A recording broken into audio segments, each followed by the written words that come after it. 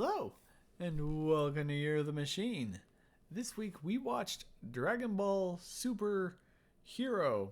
It's superhero. Superhero. Yeah, it's superhero, but it's part of Dragon Ball Super, so it says super in the title twice. Anyways, it's a Don't ask Dragon Ball questions. movie.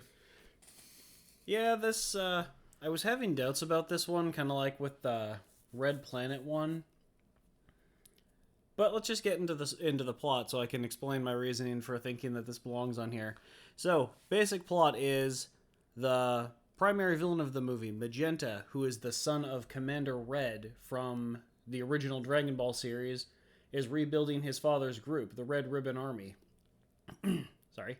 To do so, he recruits Dr. Hedo, who is the grandson of Dr. Gero from the original couple series. I think he was in... Wait, actually, was he in Dragon Ball, or was he only mentioned to have been in it? I don't remember. Anyway, he hires Hedo to make androids. He does so. He makes Gammas 1 and 2, who I'm pretty sure are at least somewhat mechanical, if not entirely mechanical. And also, he revives Cell as Cell Max. And then just the Z-Fighters minus Goku and Vegeta have to just fight the Gamma Brothers and Cell Max. Yeah, I'm actually kind of surprised how little... Oh wait, the Z-Fighters minus Goku and Vegeta and also Yamcha and Tien. And Broly. Oh yeah, this does take place after the now canon Broly movie. Like, Broly was Broly there, wasn't but he was Broly just, wasn't ever actually a member of their like little group anyway. Oh, so him just hanging out with Goku and Vegeta's and Beerus. Beerus is there too. Yeah, I think the canon Broly movie is the one that came out right before this one, possibly. I haven't kept up with Dragon Ball. There's a lot of it. I keep up with it as much as I can. I'm thinking about going back and either reading the manga from the beginning or watching the anime from the beginning. But yeah, there was a lot of Piccolo. Yeah, Piccolo's a major player in this, and so is Pan. Pan is now also canon. Because she wasn't canon before. She was only in GT, which was never canon. Yeah, and I think the only time I've ever seen her character was like in the video games, possibly. Oh! Anyway, I actually did mention it. The Gammas being at least partially or fully cybernetic is why I'm counting this. But also Magenta turned out to be a cyborg at the end, though he didn't get to use any of his upgrades. And in the kind of like flashbacks at the beginning, you do see when Trunks takes out Cyborg Frieza. So I'm counting that since Frieza's my favorite character. Fair enough. And to be fair, there were also a lot of robots, but they're all just background things in the facility. The point is, several focus characters were either partially or fully mechanical. Minus Cell. Cell was never mechanical. Actually, I don't... Like I said, I haven't been keeping up with the series, but there was a lot of futuristic-looking technology in this. Oh yeah, that's always been that. The cars have always flown. It's been that way since Dragon Ball.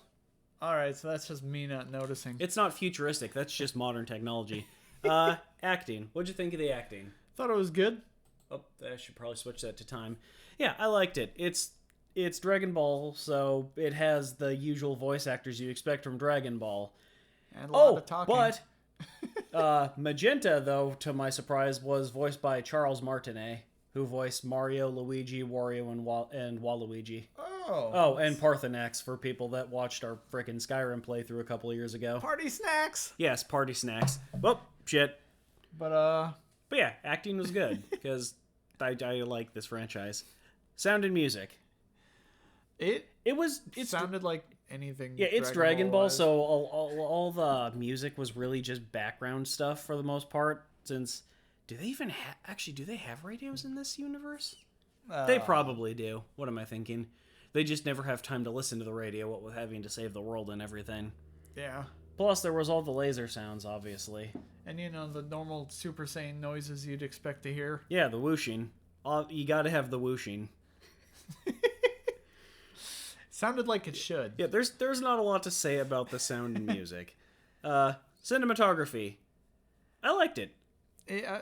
Dragon Ball as a franchise tends to go kind of quick during the action scenes. I'm actually surprised how detailed they got with it. Yeah, I was gonna say they go quick, but it also still stays really detailed and kind of focused on the action. It just doesn't linger on the action. They let you see what's going on, but a lot happens regardless. Yeah. Special effects? Or was there something else you wanted to add to it? Cinematography, there really isn't much for me to add either. It's an animation. It does what it needs to do. Yeah, it's animated. Well, it's not even. I think this one was more like CG cell shaded, cell, rather than the usual hand drawn cells, cells that you'd usually see with this stuff. But speaking of Cell Max was just batshit crazy. Yeah, I'm pretty sure they didn't want to like give him an actual brain. That he was, or maybe that was because he was incomplete. I'm actually not sure. They might go. They might have gone a little bit more in depth with that in the manga version of the story arc. I always forget there's a manga counterpart. Yeah, that's the other thing. What I was worried about doing this, since it's not technically the quote unquote first movie, but I don't know. Movies don't always seem like they're 100% canon, and they usually just have their own one-off. Oh no, this movie is 100% canon. Okay, since it happened in the manga too. That's fair. I'm just saying, for stuff like this, I think we can have a little bit of leeway with our usual rules. Yeah, kind of like when you choose a Scooby-Doo movie.